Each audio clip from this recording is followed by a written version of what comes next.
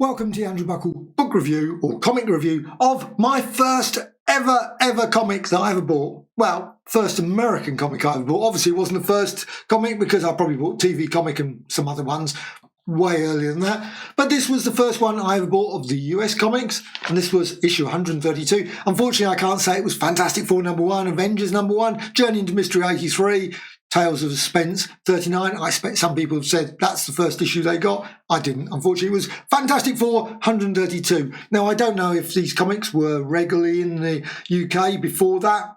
This was the one that I picked up at my local newsagents, Old Bridgeford's in Maidstone, and I absolutely loved it ever since. It's not bad condition considering it came out in 1973, 72. I'm not certain. There were always a couple of months before, because it says here March, obviously 1973, probably a couple of months before that. I must admit, I don't recall. But I didn't know half the characters. I didn't obviously know this guy's Omega. No idea if he was appearing before or not. And him, obviously Crystal, the Inhumans, didn't know anything. However, Fantastic Four, I did know about. Obviously, we had comics like The Terrific, Fantastic, Mighty World of Marvel, black and white ones. But this was the first US. We'll help you conquer the Inhumans, it says there. Now, of course, the Roy Thomas, John Buscema, Joe Sinnott, and Petra Goldberg, John Constanza for the lettering. And I love always, something I noticed straight away, actually, when I first got this, Omega, the ultimate assassin. Of course, Tatty there as well. On the, of course, Omega, the ultimate enemy. Even that slightly confused me at the time. I must admit, I thought, well, hang on, why has it suddenly changed? The ultimate assassin, ultimate enemy. Of course, Marvel did that so often, all changing it. And of course, you had Quicksilver. Again, I did not know who Quicksilver was. Probably hadn't got to that point in the comics. So Quicksilver was... But I loved Quicksilver from the start. Quicksilver's always been a favourite character, though I must admit I think he was always quite angry well before that. So you got the Inhumans there, of course, turn up as well. So, and the Alphas, the Alpha hordes all sort of run out. Obviously, there's an anger that's the Greek letter Omega, etc. You got. Now, I didn't know who these characters were. Shattering, impossible. He stands unfazed. Is that the extent of your powers? And of course, you've got Black Bolt blasts away there. And of course, he could have probably wiped out the whole of the city, of course, with one full such axe, etc., etc. And of course, then you've got the Thing going on. Now, I'm not certain what he was trying to aim there, going on top and bashing him on the head. Answer me! Of course, didn't do much effect. Well, if Black Bolt couldn't do much effect, and Black Bolt's probably a bit more powerful than Thing in many ways. And of course, you had Maximus the Mad. Now, I must admit, as a character, I've always loathed Maximus the Mad. He's one of those characters that really, very little sort of, you can't really get much enjoyment with a character like that. You've got no real great story, particularly with him. I think he was much better to a degree in probably the TV series. In the comics, he's always been treated just basically mad all the time. Sort of angry, sort of always coming up with daft inventions to rule the world. Why? I've never understood that. And of course, you've got the Medusa there. I loved the hair. I was instant. I loved just the hair flowing there.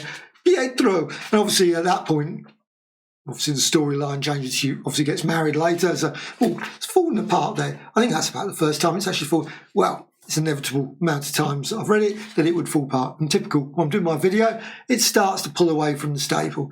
But it's still, I don't care. We'll never get rid of it. It's one of those comics do you buy for about £1, £1.50. I'm never going to sell it because it's just, well, to me, it's always going to be magic. And you, of course, got the hatred between there. You see the sort of the shame that they realise, etc. All the sort of they all walk off, and because he stands there waiting to obviously come back for a future story. But at that point, I didn't know if he had been in earlier stories or not.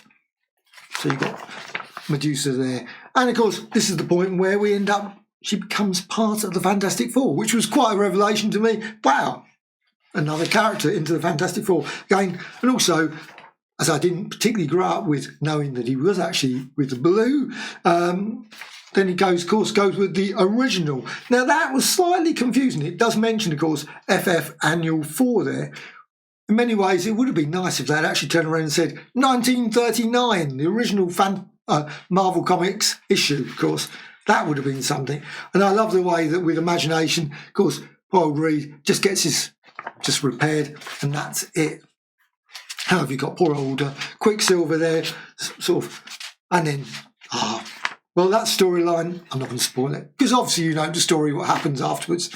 However, and also of course, whenever I look at this, I love the listing of things, and I think I actually bought all of these, though I didn't buy them all straight away, I should say, but it has fallen apart.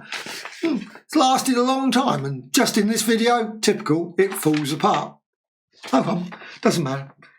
As long as I don't lose the cover, that's all that matters. But you've got here Mighty Marvel Checklist.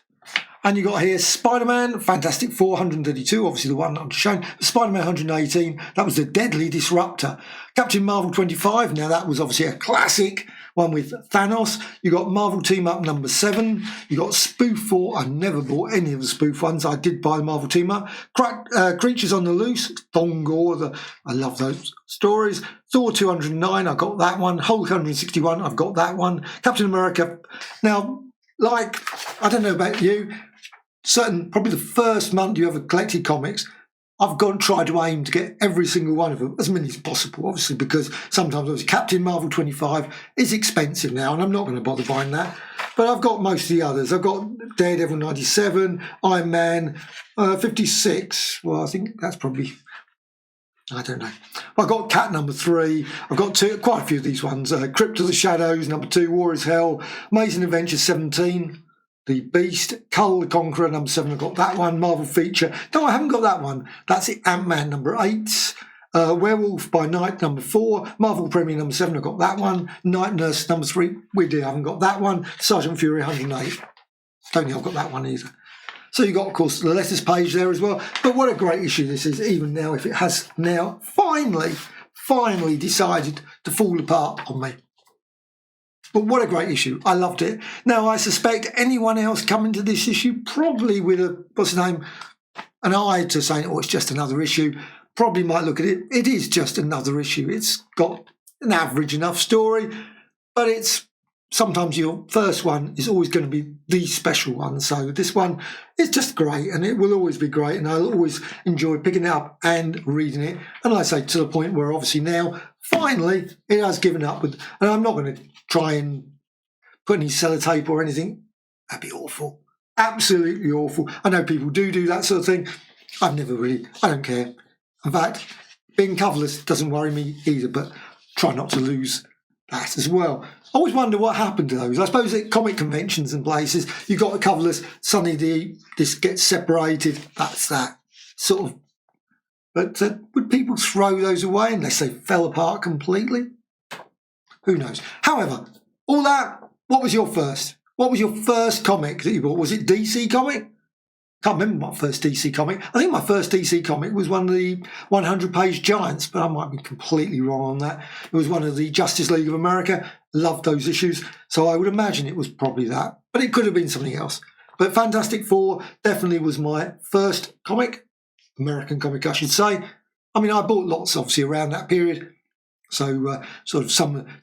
Because quite often, a lot of these issues you would see in the shops, they would have like 2 or 3, 5, 10, maybe 2 years of old copies still sitting around in newsagents. So you could quite often just go back and pick up all old issues. They weren't always sent back.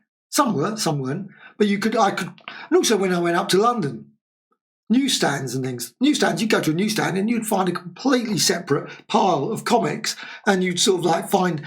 I mean, I remember one time, Spider-Man 100. I got rid of that, sadly. I think, no! Why did I get rid of that one? And a few others. Avengers 100 comes to mind. Those sort of things. They were just on the newsstand.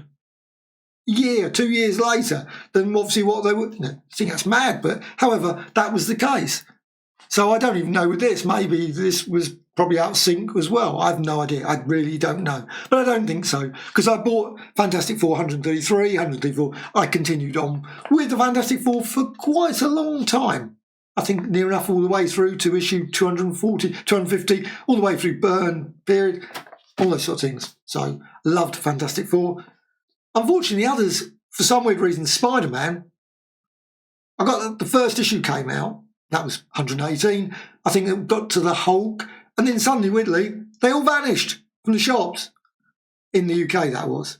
because of distribution. They just didn't distribute it. The only way you could get them was to go to like Dark They Were and Golden Knight up in London, or obviously Forbidden Planet wasn't around at that point, as far as I remember. And obviously there were other comic shops, but I always went to Dark They Were and Golden Knight in Berwick Street. I always get that wrong. I say Wardour Street sometimes. It was Berwick Street, and then St Anne's Court. And I pick up the old, non-distributed ones, or not distributed, non-distributed, whatever it was called. ND. They always had ND against it. But great issue, 132. I love this one. Now I know, I'm certain I should be putting it in, and I have got it in a Mylar bag, though why? I'm not really one for Mylar bags, to be honest. They just look nicer in Mylar bags. Actually, when you put it in Mylar bag, it just looks infinitely straight away a lot nicer. However, I enjoy reading them, and they will fall apart, and I will never probably get rid of it, or never get rid of this one. So anyway, hope you found this interesting. I say, please put in the comments below, what was your first issue? How do you love that? Have you still got it? Have you kept it in? Is it a Mylar bag as well? Do you ever touch it, read it again, or not? I mean, those sort of things, or is it just one of those comics you just don't want to ever think about? Or maybe you got rid of it years ago when you've replaced it with maybe a better copy because it's been worn out. However, I never will get a slightly better copy than this. To me, so I hope you enjoyed that, and bye.